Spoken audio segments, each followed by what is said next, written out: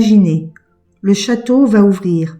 Les gardes en armure abaissent le pont-levis et laissent le passage aux visiteurs. Bienvenue dans Vie de château. Pendant une journée, nous avons vécu une immersion dans la vie de cour à la Renaissance entre activités quotidiennes, faste et loisirs.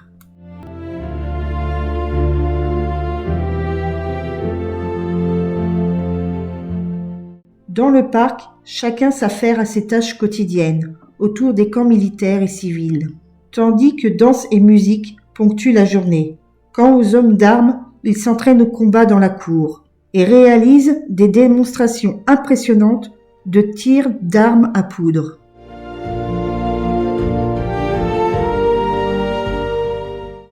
Le château de Langeais, érigé au XVe siècle, ancien domaine royal et propriété de l'Institut de France, fait partie des grands sites du Val-de-Loire, proche de Tours et au cœur de la vallée de la Loire.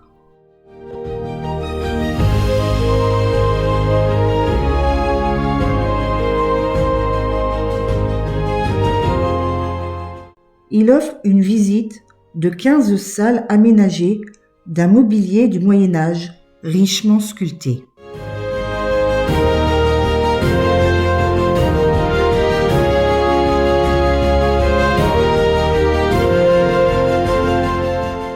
Nous entrons dans le salon des boiseries peintes. Au Moyen-Âge, l'aristocratie suivait un mode de vie itinérant. Les seigneurs changeaient souvent de résidence pour se montrer et maintenir un contrôle sur leurs possessions. Les intendants étaient chargés du déménagement.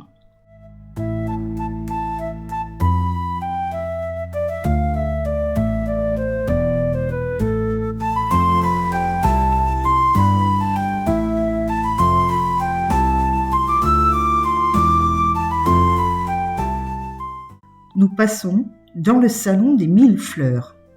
Les tapisseries faisaient partie du mobilier au Moyen-Âge. Elles isolaient de la pierre froide, atténuaient les courants d'air et décoraient la pièce. 3 tapisseries aux 1000 fleurs réalisées au XVIe siècle dans les ateliers flamands sont tendues au mur. Le thème des 1000 fleurs est très répandu au XVe siècle. Il s'agit d'un fond de fleurs et d'animaux sur lequel sont parfois intégrés des personnages.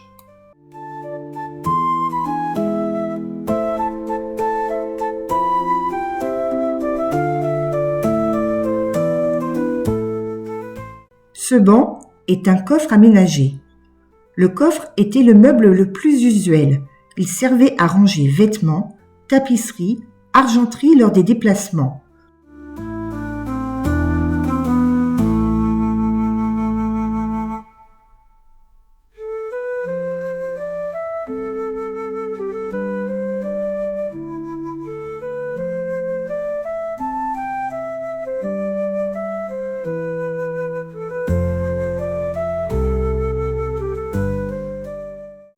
Cette chaire est aussi constituée sur la base d'un coffre. Elle a des accoudoirs supportés chacun par 3 balustres cannelés et un dossier ouvrant à charnière qui servait d'écritoire. Nous rentrons dans la salle de la devise. Jacques Siegfried, propriétaire de 1886 à 1904, a voulu, à travers les restaurations et les restitutions entreprises au château de Langeais, perpétuer le souvenir de 2 personnages historiques au centre de l'événement majeur qui s'est déroulé au château en 1491, le mariage de Charles VIII et d'Anne de Bretagne. L'emblème d'Anne de Bretagne, l'hermine, est représenté sur les carreaux de pavement sous sa forme héraldique d'une queue d'hermine, à côté de celui de Charles, la fleur de lys.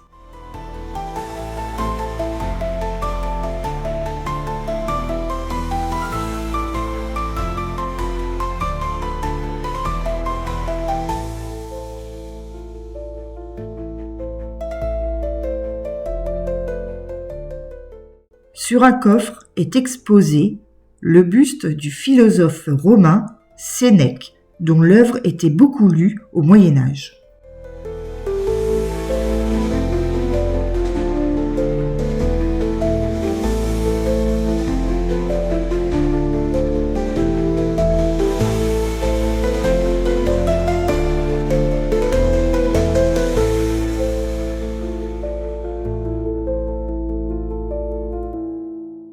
On peut lire sur la peinture murale, à côté des initiales des époux royaux, la devise d'Anne de Bretagne: la mort plutôt que le déshonneur. La salle du banquet où la table est dressée pour le repas seigneurial. Les tables à pied fixe n'existaient pas encore. Le plateau était posé sur des tréteaux et une fois le repas terminé, on démontait le tout.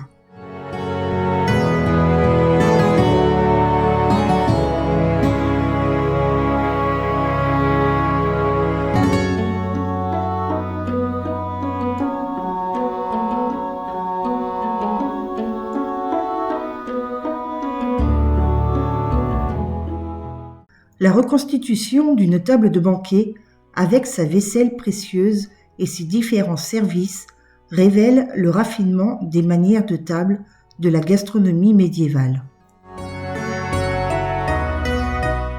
La cheminée monumentale, ornée d'un château fort, montre bien les fonctions d'apparat de cette grande salle réservée aux banquets, aux festivités ou encore aux réunions politiques.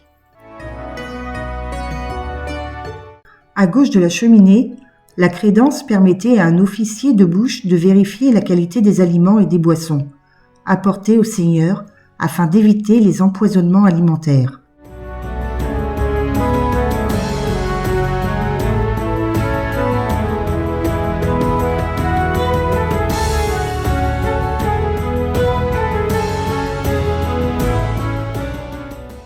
La cheminée présente un décor exceptionnel.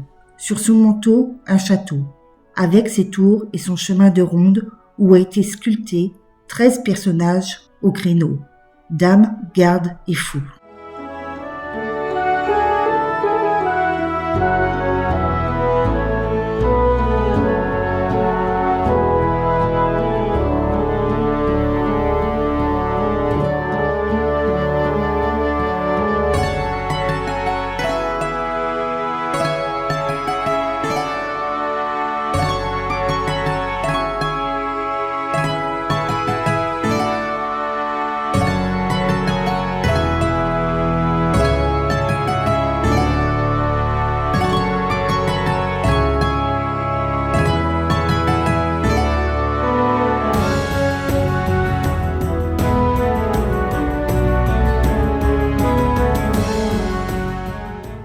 Au Moyen Âge, chambre désigne indifféremment toute salle et pas seulement une pièce à dormir. On y dort, on y travaille, on y reçoit, on y mange. Cependant, au XVe siècle, apparaît le désir de spécialiser les espaces. Ainsi, on trouve la chambre de parement, d'apparat, servant à la réception d'invités de marque, et la chambre de retrait, qui est uniquement réservée à la vie privée. C'est ici que le seigneur, assis sur son lit de parade, recevait ses invités personnels.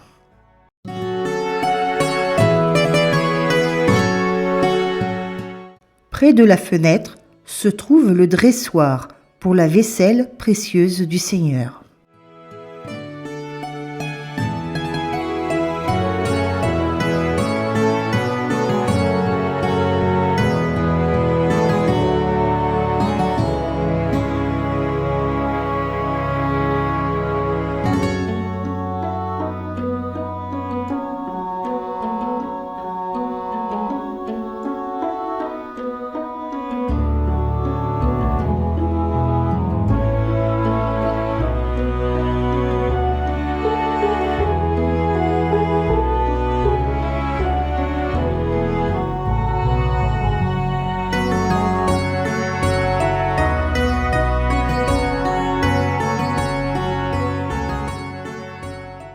Près de l'entrée, une tapisserie tissée dans les Flandres vers 1530 rappelle le rôle de l'astrologie à cette époque. Les grands de ce monde n'entreprenaient rien sans avoir consulté celui qui était à la fois leur médecin et leur astrologue. Le ciel du lit est suspendu par des cordages directement aux poutres du plafond. Contrairement au lit à colonnettes, il s'agit d'une reproduction d'un modèle du XIIIe siècle.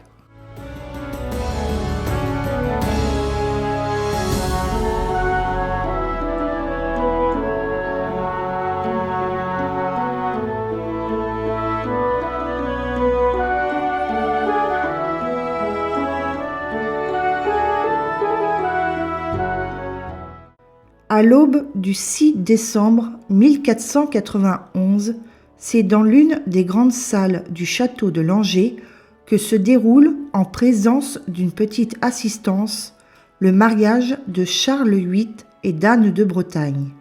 Ce mariage marque alors le début du rattachement du duché à la royauté française. C'est dans cette salle historique qu'une scénographie somptueuse plonge le visiteur au cœur du mariage.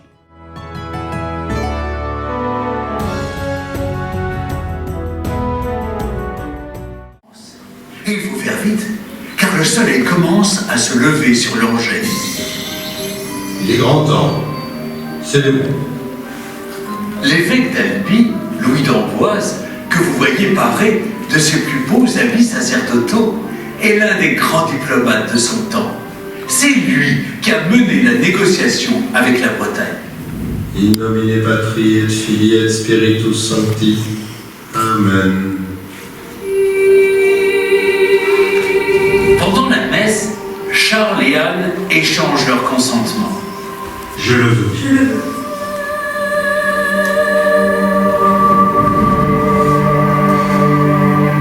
Ils sont désormais mari et femme. Le notaire de Tours, qui ne s'attendait pas à cet honneur, a rédigé pendant la nuit le plus étonnant des contrats. C'est le chancelier de France, Guillaume de Rochefort, qui lui en a dicté les termes. La duchesse de Bretagne apporte à son mari le duché et elle s'engage, si le mari meurt, à épouser son successeur, le nouveau roi de France. Regardez bien, il en est un qui suit attentivement cette lecture. C'est le duc Louis d'Orléans, le plus proche cousin du roi. Superbement vêtu de soie brodée à son emblème, le porc épique, c'est lui que désigne le contrat de mariage, car il sera bientôt le prochain roi Louis XII, et il épousera aussi Anne de Bretagne. Mais ça, c'est une autre histoire.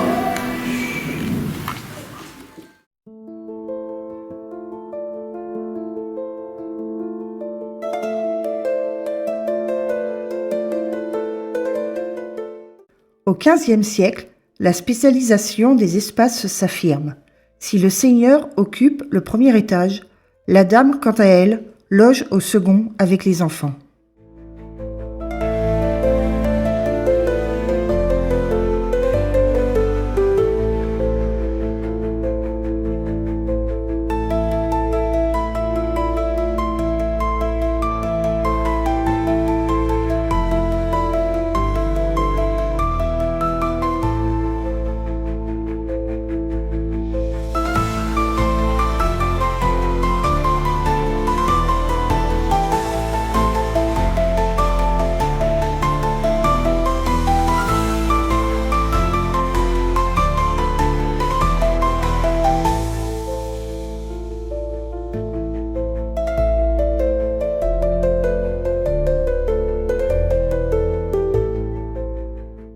À côté de la chambre de la dame se trouve la chambre des enfants.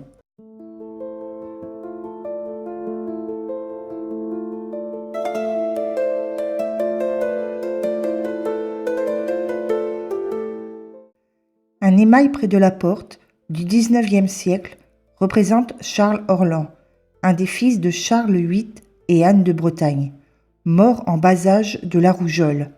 Anne et Charles n'eurent pas de descendants. Le taux de mortalité des enfants en bas âge était en effet très élevé, quel que soit le milieu social.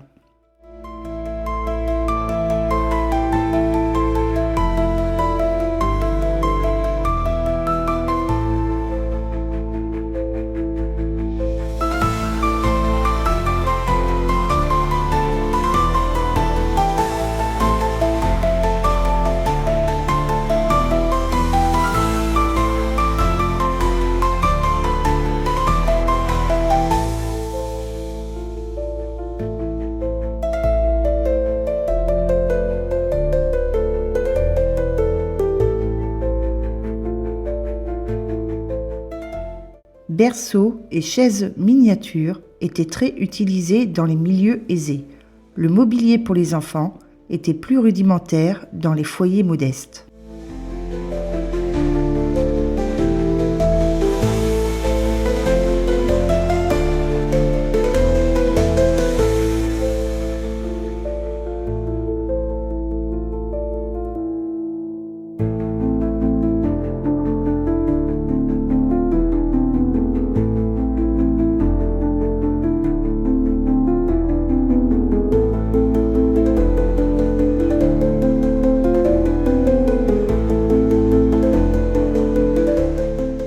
Dans la pièce garde-robe, un diaporama dévoile les 23 étapes nécessaires au parement d'une noble dame du XVe siècle. Par-dessus.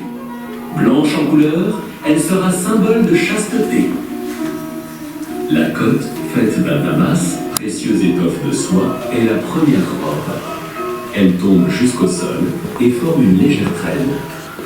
Elle est ajustée sur le buste et les hanches et forme une large échancrure sur la poitrine. On laçait la cotte par-dessus la pièce d'estomac. C'était un lacet de soie couleur bleue, symbole de loyauté. Pour ceindre son noble corps, madame aura un demi-sein de couleur noire, décoré de rivets d'or.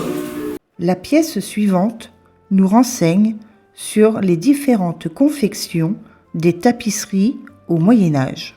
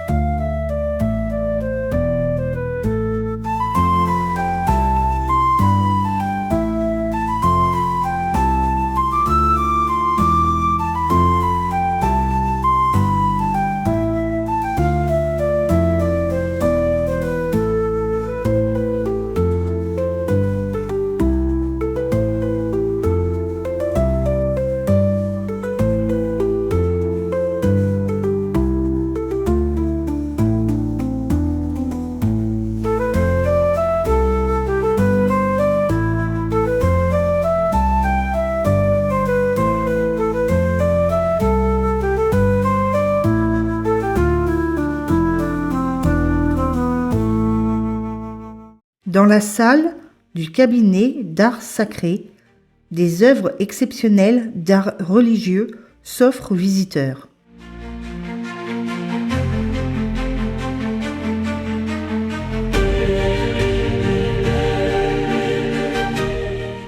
Cette châsse contenait les reliques d'un saint inconnu. Sur le toit de la châsse, les 5 vierges sages et les 5 vierges folles. Il s'agit d'une parabole tirée du Nouveau Testament.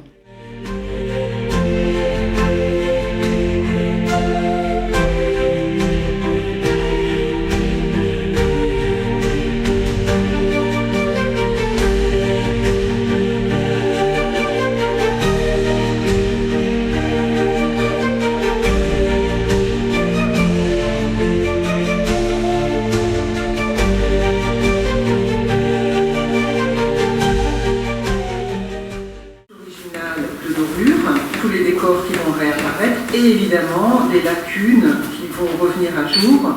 Il y aura après restauration définitive et nettoyage définitif une évaluation de l'étendue des lacunes pour savoir comment intervenir dessus.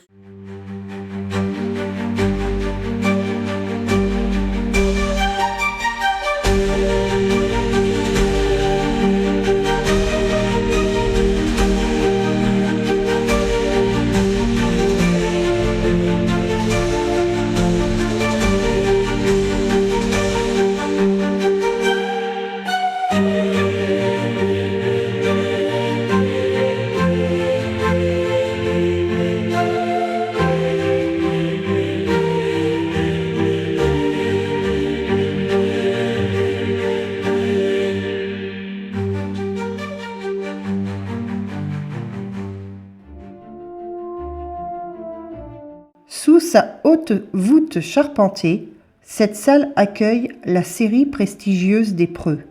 La muséographie révèle tous les détails de ces tapisseries et invite à une redécouverte des Preux qui incarnaient pendant le Moyen-Âge et la Renaissance les grandes valeurs chevaleresques.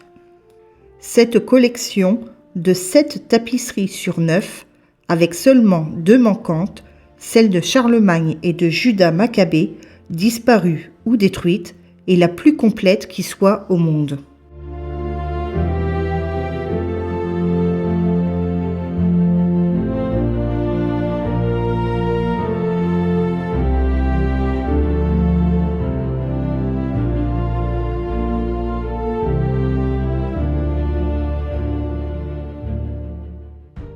Les 9 preux.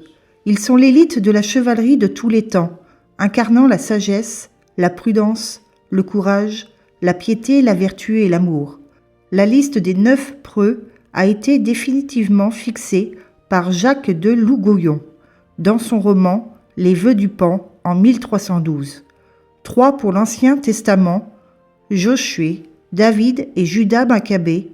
3 pour l'Antiquité païenne, Hector, Alexandre le Grand et César, et 3 pour les temps modernes, Arthur, Charlemagne et Godefroy de Bouillon.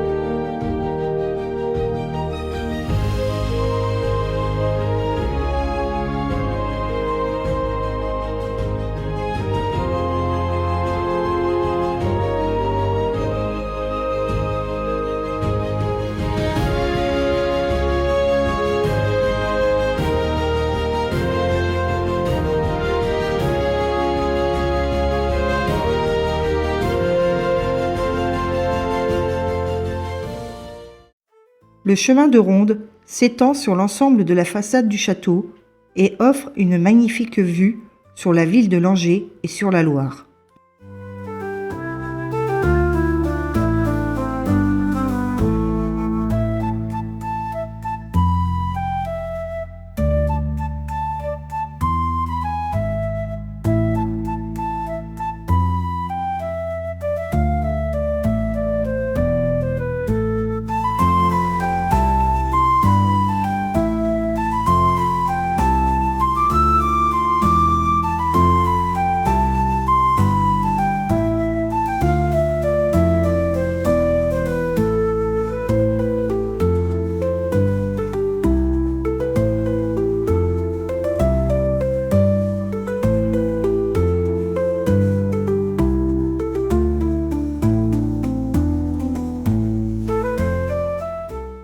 À l'extrémité du chemin de ronde, nous entrons dans la chambre des carreaux verts, qui présente de magnifiques carreaux de pavement vernissés du XIXe siècle, copiés d'après des modèles médiévaux. Un lit du XVe siècle aux colonnettes sculptées ainsi qu'une belle chaire ornent également cette pièce. Mais à l'origine, c'était plus simplement une salle de garde.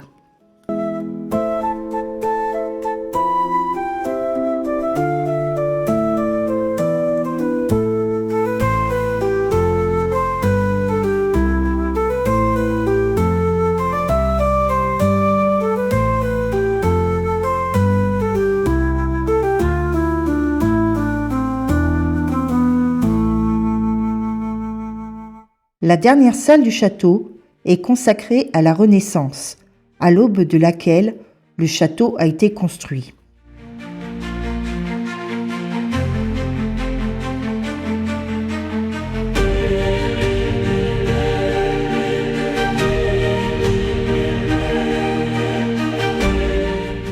Une fresque de la Nativité contraste avec les boiseries et autres tableaux peints sur bois, caractéristique de l'art du Moyen-Âge exposé dans les salles précédentes. Elle fut réalisée par Bernardino Luini, peintre très influencé par Léonard de Vinci. Elle est datée du 17 avril 1522. Elle provient d'une chapelle de Locarno sur le lac Majeur.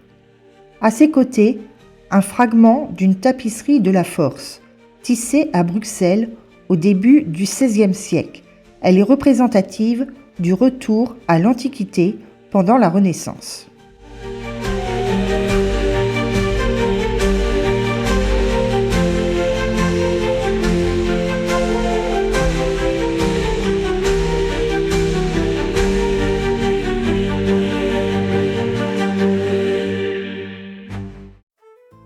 Le château expose ici une collection de faïences de Langeais, datant du XIXe siècle.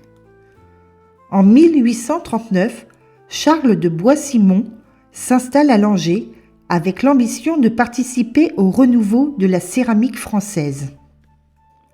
En établissant son usine de faïence, Charles de Bois-Simon rompt avec une tradition locale et familiale. Il ne s'installe pas dans les terres, près de la Bouchouse, d'où on extrait l'argile. Il choisit le bord de Loire, où il mettra dès 1852 une roue hydraulique en mouvement dans l'usine. Aussi fera-t-il passer une production traditionnellement artisanale à une production véritablement industrielle. La caractéristique du Langeais, outre l'originalité de ses formes, sont ses décors en relief s'inspirant de la vannerie, de la flore, des palissages, des boudinages.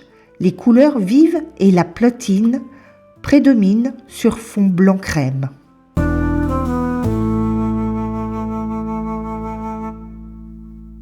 Dans les combles, les contes préférés de toute la famille reprennent vie grâce au talent de Dominique Béthune, véritable passionné qui possède l'une des principales collections de Playmobil en France et la met en scène pour raconter des histoires.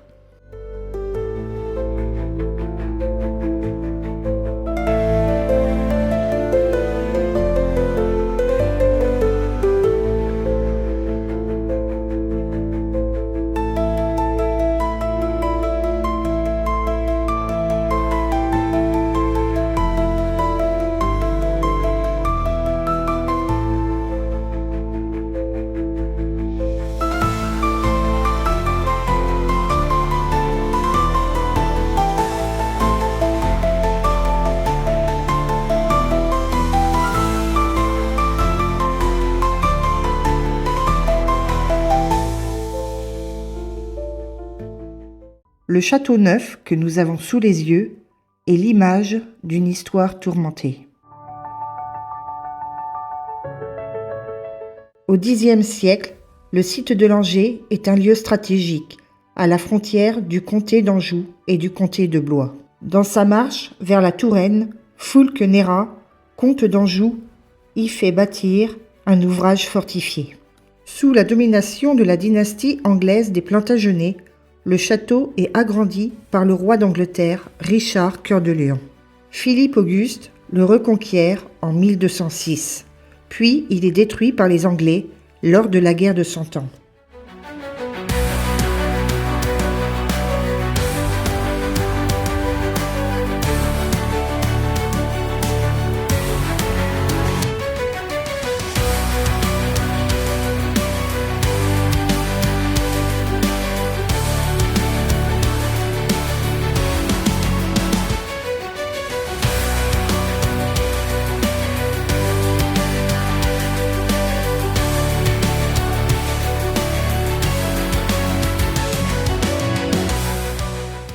De l'époque de l'ouvrage fortifié, il subsiste une façade de la tour principale appelée donjon de Foulques de Nérat.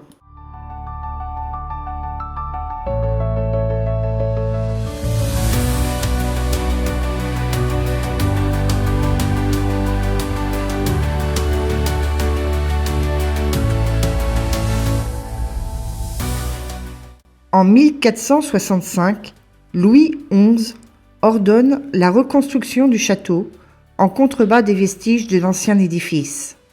Le nouveau château de Langeais est achevé en 1469. L'événement le plus marquant de la vie du château est le mariage royal de Charles VIII avec Anne de Bretagne, qui signe la fin de l'indépendance du duché de Bretagne.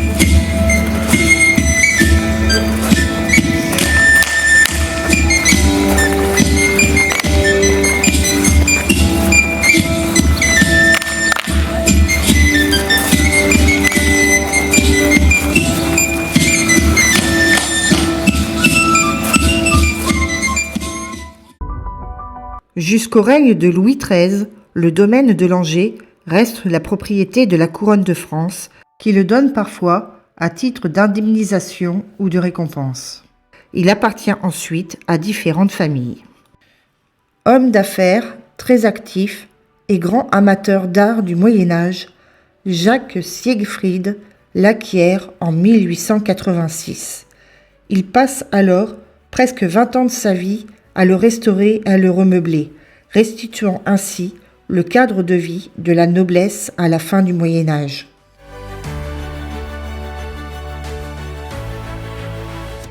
La visite se poursuit dans le parc doté d'aménagements ludiques et récréatifs.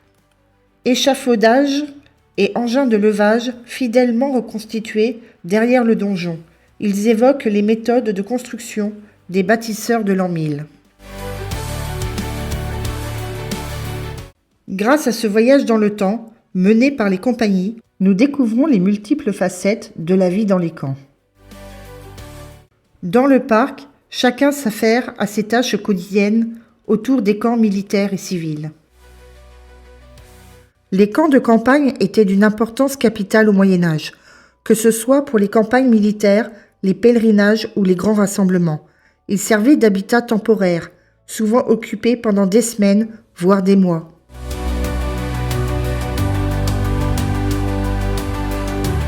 La structure de ces camps reflétait la société médiévale avec des hiérarchies et des zones fonctionnelles bien définies. En temps de guerre, les camps de campagne offrait une protection et servait de base aux opérations militaires. Il devait pouvoir être construit rapidement et démonté tout aussi rapidement en cas de besoin. En temps de paix, ils étaient des lieux de commerce, d'artisanat et de rassemblement.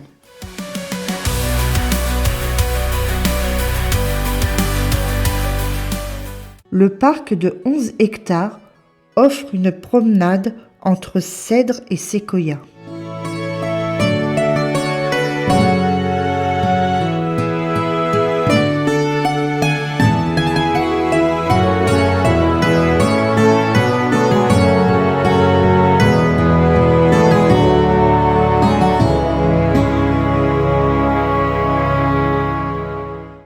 Une cabane perchée dans un cèdre de l'Atlas bicentenaire permet de prendre de la hauteur.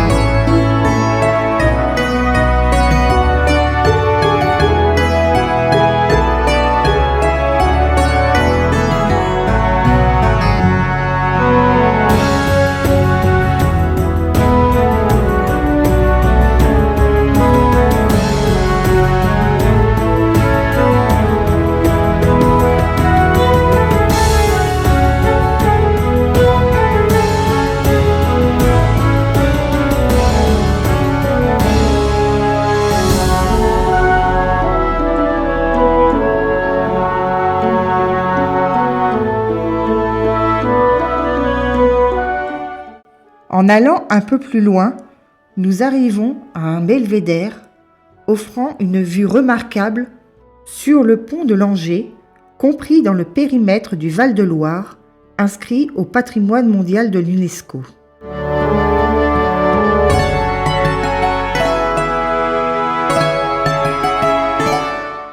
Le pont a été construit à l'initiative du roi Louis-Philippe dans le second quart du XIXe siècle. Une fois l'édifice achevé, il subira les ravages des intempéries, des eaux de la Loire, mais surtout des guerres, qui le mettront à rude épreuve. Le pont s'écroulera d'ailleurs presque intégralement en 1940.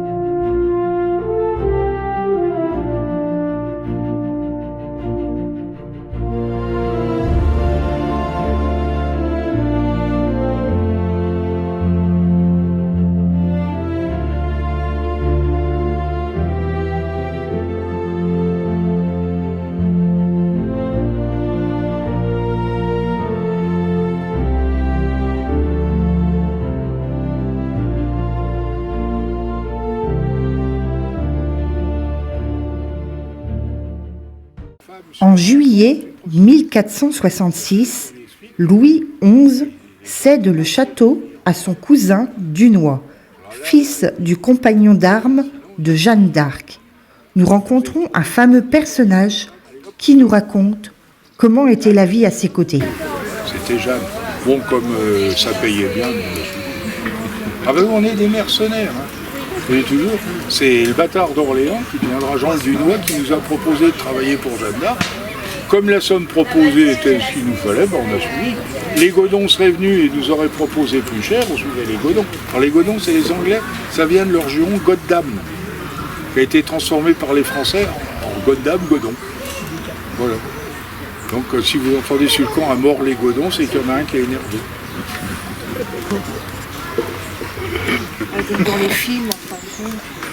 Non, alors la cotte de masse c'est une protection contre les coups de tranche. Par exemple, si vous prenez un coup d'épée sur le bras, il ne sera pas coupé, il sera cassé, mais il ne sera pas coupé. J'ai un coltan de maille, moi, en tant qu'archer, donc il va me protéger la gorge d'un coup de... Voilà. Mais sinon, avec une flèche, et que ce soit avec l'arc ou un trait d'arbalète, où est-ce qu'il est, mon père sera, il est là. Moi, une cotte de maille, ça ne m'impressionne pas. Je dis, le pauvre qui a la cotte de maille, je suis protégé, il a tout fait. Enfin, surtout si je suis. Bon, s'il y a que des bas à l'épée, il a plus de chance. Et s'il y a des vilains gugus comme moi à l'arc, à l'arbalète, bah tant pis. Il n'a plus qu'à s'attendre à être mort. Sauf s'il court plus vite que mes flèches. D'autres questions ?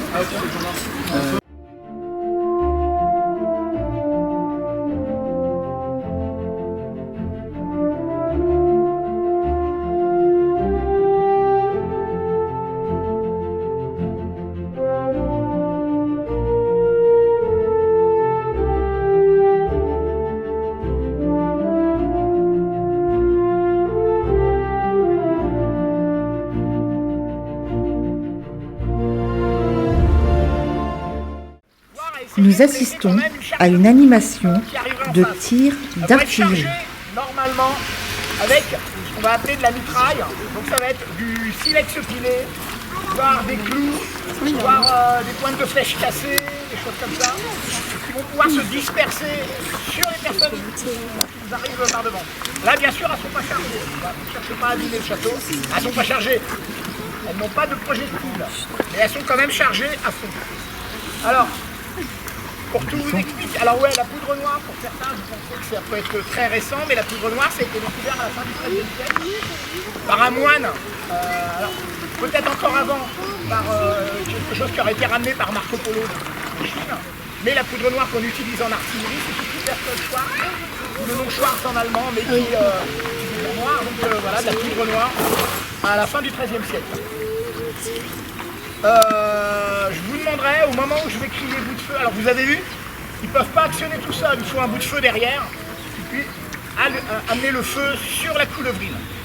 Donc, quand le bout de feu criera « Attention au bout de feu », moi je le recrierai derrière avant qu'il tire, et je vous demanderai à tous de soit vous boucher les oreilles, soit d'ouvrir la bouche, de toute manière à ce que vous ne preniez pas l'onde de choc, même si vous êtes derrière, il va y avoir quand même une petite onde de choc.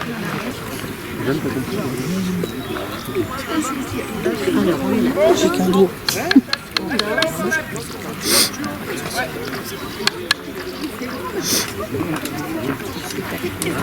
Ensuite, s'en suivra, après les combats dans la cour devant le château. Comment il fait le il ouvre la bouche.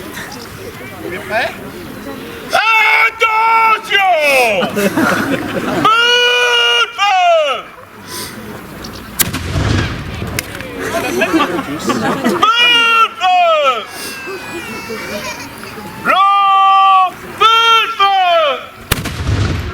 Ça a marché. Ah, mais en fait, il tire dans. Il n'y a rien. Oui, il tire tout droit. Mais non, mais il n'y a rien. Ah, bah,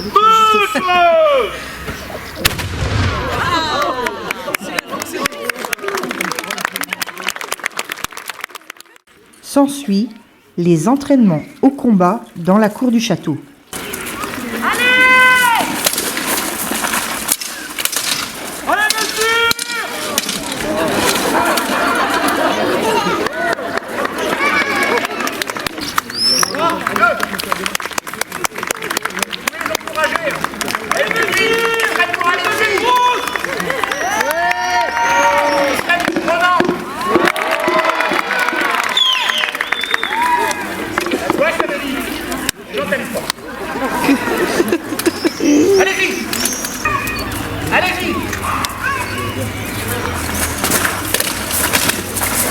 Coup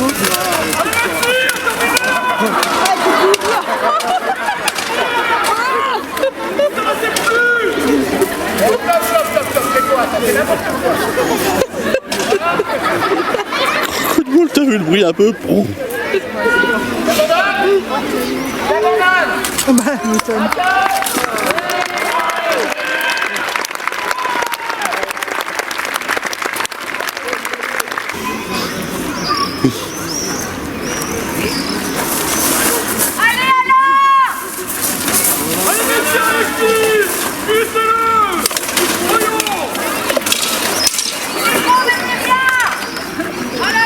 Coup à la tête. D'abord, il y a eu un coup au torse et un coup à la tête. 3 points.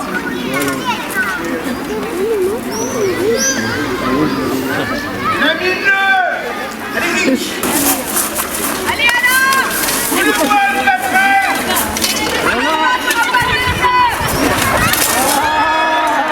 Oh!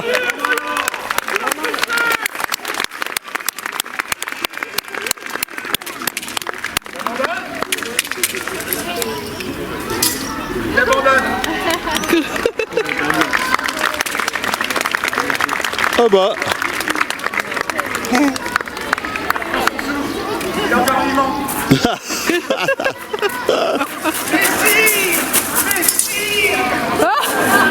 Sur le casque. Alors, vainqueur du combat de cet après-midi. Non, monsieur. Alain, Thierry Chapandré.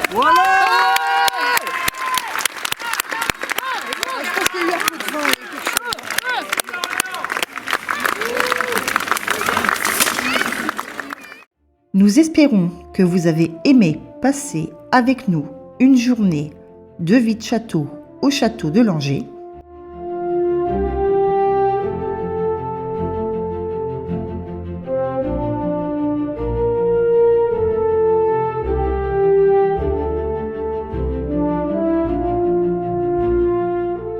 Et l'on vous dit à bientôt pour d'autres découvertes.